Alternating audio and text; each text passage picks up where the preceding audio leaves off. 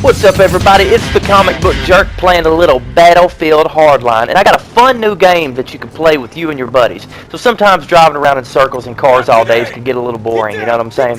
So what I've done is I've grabbed a friend here, and we're both on opposite teams, as you can see. You know, I'm just basically spotting him to tell him, you know, hey, drop me some ammo, or, you know, hey, we're on the same team, don't kill me. So what you want to first of all do is make sure that you have your other friend join the team with the most amount of squad members. So if you see 4 on the list, have them join that. Make sure that you booby trap the doors, because you don't want nobody jumping in behind you on the elevator, you know, trying to screw you up. See, already we got our first victim.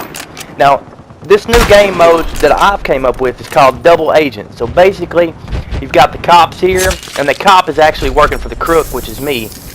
And notice that we always like to have a little fun with it. So once you shoot them, make sure that you got your spray paint perfect the way you want it. See, this dude's spawn. They don't ever learn. That's the problem with these cops nowadays in Hardline. Nobody ever learns.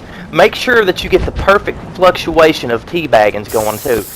If you've got a kill cam, we're playing on hardcore right now, but if you've got a nice kill cam, the best part is they can actually see you spray paint and you suck.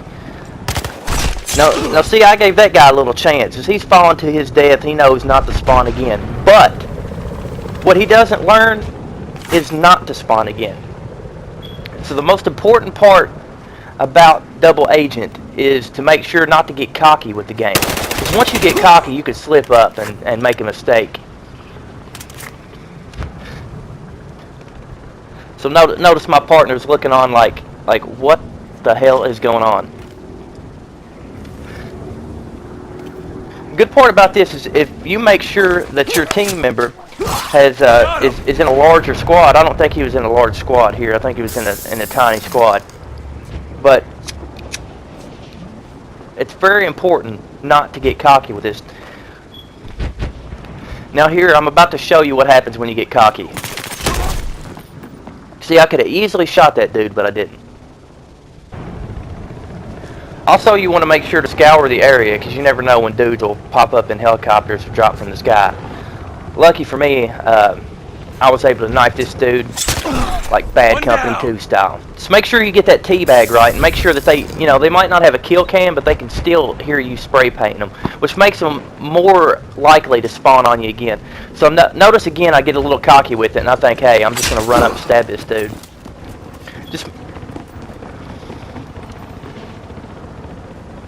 So sometimes you get to the point where you're afraid to go up that elevator because you know that they're sitting at that elevator waiting to shoot you.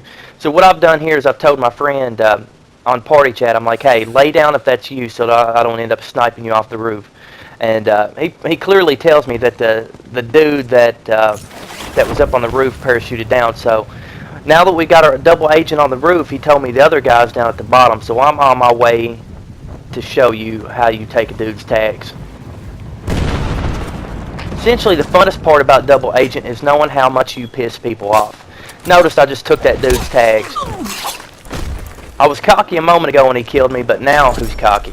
Now who's got your tags? Well, not really tags, your battle emblems or whatever they give you here. Would have been cool if they had tags, but...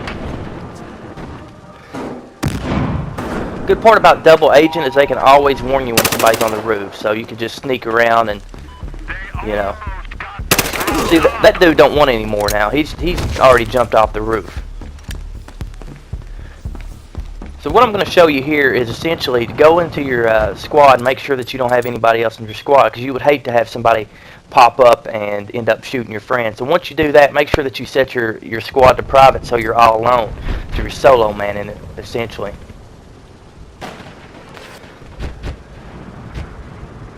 I think it would be really cool if Hardline actually implemented the Double Agent. Some might consider this to be cheating or spawn killing, but really, it's not. It's just a fun new game that you can play. It's kind of like tag or, you know, knife-only matches. Good thing is to always make sure you got those elevators covered. Charge deployed. Now, easily what those dudes could have done is just instead of spawning on their buddy, just spawned and went to that other rooftop and sniped me off, but they didn't. That's the good part about Double Agent. People are so pissed off and aggravated after, you know, getting killed so many times that they're going to essentially just keep spawning hoping that they can get you at least once. So here we are waiting. It's just like hunting season. I mean, you want to make sure that you don't stink so the deer don't get you. Notice another victim. And make sure that you spray paint so that they can hear you, and get that teabag going. They might not be able to see it in hardcore mode, but it's always nice to give a good teabagging when you need to. Essentially, we're setting it up again. There he is again.